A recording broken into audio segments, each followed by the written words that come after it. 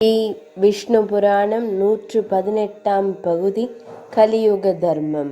மைத்ரேய முனிவர் பராசர மகரிஷியை நோக்கி, குருநாதரே, உலக சிருஷ்டியையும் வம்சங்களையும் மன்வந்திரங்களின் நிலைகளையும் எனக்கு விளக்கமாக கூறினீர்கள். இனி கல்பத்தின் முடிவில் மகா பிரளயம் என்ற பெயரை கொண்ட சம்ஹாரத்தை பற்றியும் தாங்கள் கூற வேண்டும் என்று கேட்டார். கல்பாந்திரத்திலும் பிராகிருதத்திலும் பிரளயம் உண்டாகும் விதத்தை கூறுகிறேன் கேளுங்கள். நம்முடைய மாதம் பித்துர்களுக்கு ஒரு நாளாகும். நமது வருடம் தேவர்களுக்கு ஒரு நாளாகும். 2000 சதுர்யுகங்கள் சதுர்முக பிரம்மதேவருக்கு ஒரு நாள். சதுர்யுகம் என்பது கிருத்தயுகம், திரேதாயுகம், துவாபர யுகம், கலியுகம் என்ற 4ம் சேர்ந்ததாகும்.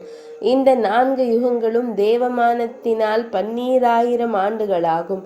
மைத்ரேய முனிவரே, கல்பத்தின் ஆதியான கிருத யுகத்தையும் முடிவான கலியுகத்தையும் தவிர மற்றைய சதுர்யுகங்கள் யாவும் சமமானவையே ஆகும்.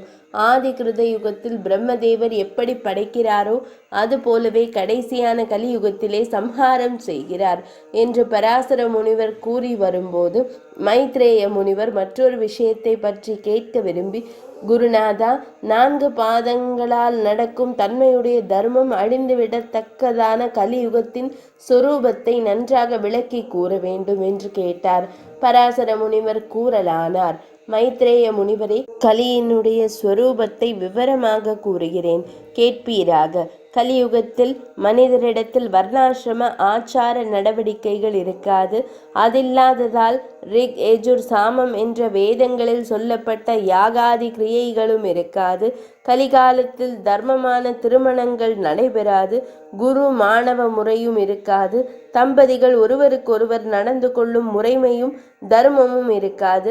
அக்னியில் செய்யத்தக்க வேத வேள்வி முறைகளும் இல்லை.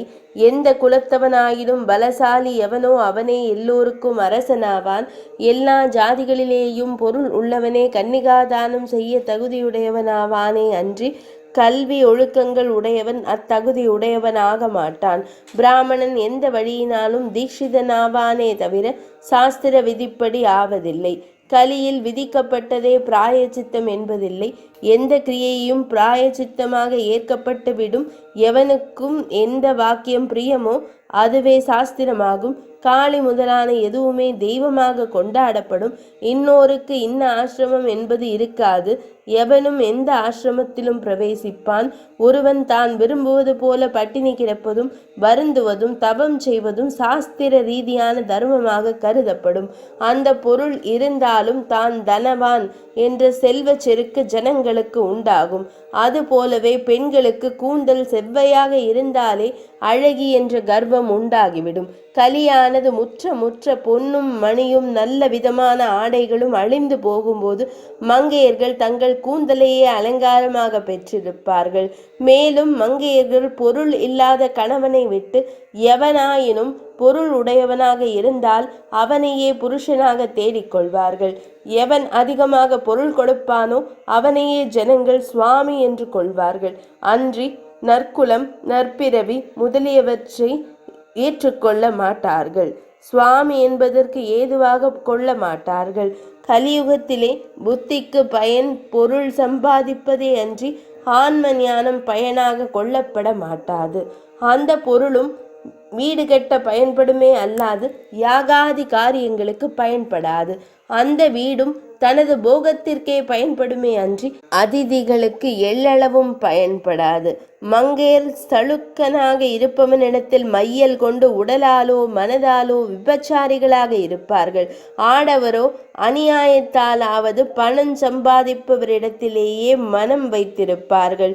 எவர்களும் நண்பர்கள் வேண்டிக் கொண்டாலும் மனமிறங்காமல் தங்கள் காரியத்தையே பெரிதாக நினைத்து அரைக்கால் பணத்திலும் ஆசை வைத்திருப்பார்கள்.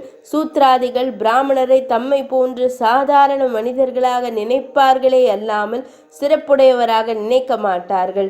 பசுமாடுகளிலும் ஜனங்களுக்கு பால் கொடுப்பது பற்றியே உயர்வானதாக கருதப்படுமே அன்றி அதன் ஜாதியை பற்றி பெருமை பெறாது. இக்கொடிய காலத்தில் ஜனங்கள் யாவரும் மழை இல்லாமையை பற்றி அச்சமுடையவர்களாய் பசிக்கு பயந்தும் சோர்ந்தும் வானத்திலேயே கண்ணும் கருத்துமாக இருப்பார்கள். மனிதர்கள் தவ முனிவர்களைப் போல காய் கிழங்குகளை புசித்து கொண்டு மழையில்லாமை முதலியவற்றால் வருந்தி தம்மை தாமே கொலை செய்து கொள்வார்கள். கலிகாலத்தார் சுகம் உல்லாசம் அற்றவராய் திரவியம் க்ஷீணித்தவராய் எப்போதும் பஞ்சத்திலும் துன்பத்திலுமே தவிப்பார்கள். கலி வளர வளர எவரும் அக்னி பூஜை, தேவ பூஜை, அதிதி பூஜை, பிண்டோதக தான ரூபமான பிருத்து பூஜை முதலியவற்றை செய்யாமல் குளிக்காமலும் கூட உணவருந்தி காலம் கழிப்பார்கள். ஸ்திரீகள் அதிக ஆசையும் குறுகிய உடலும் கொண்டு பேருண்டி அருந்தி பல பிள்ளைகளை பெற்று செல்வமின்றி வருந்துவார்கள். மேலும் 2 கரங்களாலும் தலையை சொரிந்து கொண்டே கணவன், மாமனார், மாமியார் முதலியோரின் கட்டளையை மிகவும் அலட்சியமாக அவமதித்து வருவார்கள். தேக சுத்தமில்லாமல் தங்களை போஷிப்பதிலேயே மனம் ஊன்றி ஈனமான எண்ணத்துடன் கடினமாயும் பொய்யாயும் பேசுபவர்களாக இருப்பார்கள். குலமங்கையர் தங்கள் தீய ஒழுக்கமுடையவராகையால் அத்தகையோரிடம் நட்பு கொண்டு தங்கள் மணாளனுக்கு பல வகையான தீமைகள் செய்து வருவார்கள். பிரம்மச்சாரிகள் விரத அனுஷ்டானம் இன்றியே வேத அத்தியனம் செய்வார்கள். இல்லறத்தானோ சிறிதும் ஹோமம் செய்யாதிருப்பதோடு தக்க பொருட்களையும் ஈயார்கள். வானப்பிரஸ்தர் ஊரில் உள்ளவற்றையே புசித்து வருவார்கள். ஆட்சியாளர்கள் மக்களை பரிபாலன் செய்வதை முக்கியமாக எண்ணாமல் அந்த வரி இந்த வரி என்று எதையாவது சாக்கிட்டு குடிமக்களின் பொருட்களை பறிப்போர்கள். எவன் யானை, குதிரை முதலிய சேனைகளை வைத்திருக்கிறானோ அவனவனே அரசனாவான், பலமற்றவன் சேவகனாவான்.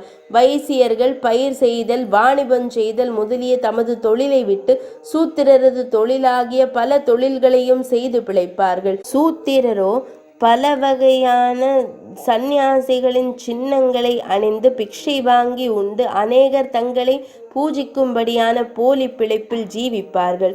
மக்கள் பஞ்சத்திலும் வரி இருத்தத்தினாலும் துன்பமடைந்து கோதுமை எவ்வம் விளையும் நேச தேசங்களுக்கு போய்விடுவார்கள். இவ்விதமாக வர்ணாசிரம தர்மங்கள் கெட்டு போய் வேத மார்க்கமே மறைந்து போவதால் மக்கள் பாஷாண்ட மதங்களை பின்பற்றி விடுவார்கள். இதனால் அதர்மம் விருத்தியாகும். அதனால் மக்கள் அதர்மமாக நடக்க துவங்கி விடுவார்கள்.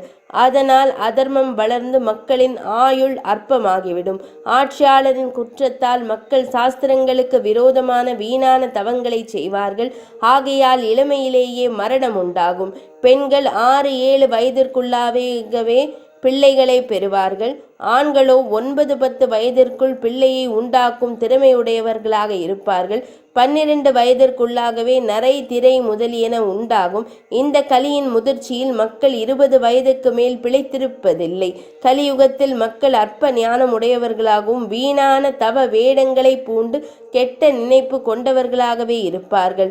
அதனால் விரைவில் நசித்து போவார்கள். மைத்ரேய முனிவரே, தர்மம் எத்தனைக்கெத்தனை இழிவானதாகிறதோ அத்தனைக்கத்தனை கலி விருத்தியாயிற்று என்று புத்திசாலிகள் தெரிந்து கொள்வார்கள். மேலும் எப்போது பாஷாண்டர் அதிகமாகின்றனரோ, எப்போது வேதம் அறிந்த நல்ல மனிதனுக்கு தீங்குகள் நேரிடுகின்றனவோ அப்போது கலி முதிர்ந்துள்ளது என்று அறிந்து கொள்ள வேண்டும். எப்போது யஜ்ஞங்களுக்கு ஈஸ்வரனான புருஷோத்தமனை மக்கள் யஜ்ஞங்களினால் ஆராதிப்பதில்லையோ, எப்போது வேத வாக்கியங்களில் நாட்டமும் பிரீத்தியும் இன்றி பாஷாண்ட வாக்கியங்களில் இச்சை உண்டாகுமோ அப்போது கலி மகாபலம் பொருந்தி இருக்கிறான் என்பதை அறிந்து கொள்ள வேண்டும். ஏனென்றால் கலியுகத்தில் ஜனங்கள் பாஷாண்டரால் கெடுக்கப்பட்டு படைப்பு கர்த்தாவாகவும் சர்வேஸ்வரனாகவும் இருக்கும் ஸ்ரீ விஷ்ணுவை ஆராதிக்க மாட்டார்கள். மேலும் மக்கள் பாஷாண்ட புத்தியால் தேவதைகள் எதற்கு, வேதங்கள் ஏன், பிராமணரால் ஆவதென்ன, தண்ணீர் விட்டு கழுவுவதால் மட்டும் என்ன சுத்தம் என்று ஏதேதோ பிதற்றுவார்கள். இத்தகைய அதர்மங்களாலேயே மேகங்கள் அற்ப மழையை பொழியும், பயிர்கள் அற்பமாகவே பலனளிக்கும், பொருட்கள் சாரம் குறைந்திருக்கும், ஆடைகள் சணற்கோணிகள் போலிருக்கும், மரங்கள் வன்னி மரங்களைப் போல அற்பமாகவே இருக்கும், ஜாதிகள் எல்லாமே சூத்திர ஜாதி போல இருக்கும். மேலும் தானியங்கள் அணுக்கள் போலவும் பால் நெய் போலவும் சந்தன பூச்செல்லாம் கோரை கிழங்கு பூச்சை போலவும் இருக்கும். முனிவரே, கலியுகத்தில் மக்களுக்கு மாமனார், மைத்துனர், மாமியார், ஆச்சாரியார், பெண்டாட்டிகள் வேண்டுமளவு தொகை உடையவராக இருப்பார்கள். மேலும் ஜனங்கள் தாய் தந்தையரிடத்தில் அன்பில்லாதவராய் மாமியார் மாமனார்களையே முக்கியமாக நினைத்து தாய் யார் தந்தை யார் யாருக்கு யார் அவனவன் தத்தனது கர்மத்தை அல்லவோ செய்ய வேண்டும் என்று பேசி வருவார்கள். இந்த கலியுகத்தில் மக்கள் அற்ப புத்தியுடனும் மனம் வாக்கு காயம் ஆகிய மூன்றும் சுத்தமில்லாமல் தினந்தோறும் பாவத்தையே செய்து வருவார்கள். உண்மை இல்லாதவர்களாகவும் சௌசமில்லாதவர்களாகவும் வெட்கமில்லாதவர்களாகவும் துக்கப்பட்டு தவிப்பார்கள். இத்தகைய கலி பலத்தினால் உலகமானது வேதாத்தியனம் யாகம் பிதுர் பூஜை தேவ பூஜை இவைகளில் நின்று தர்மத்தை ஒளியச் செய்யும். இத்தகைய கலியுகத்தில் எவனாவது ஒருவன் அற்பமான தர்மத்திற்கு முயற்சி செய்வானாகில் அற்பமான தர்மத்தால் அவன் கிருத்த யுகத்தில் பெருந்தவம் செய்து எத்தகைய புண்ணியத்தை அடைவானோ அவ்வளவு புண்ணியத்தை எளிதில் அடைவான். 118ஆம் பகுதி நிறைவடைந்தது.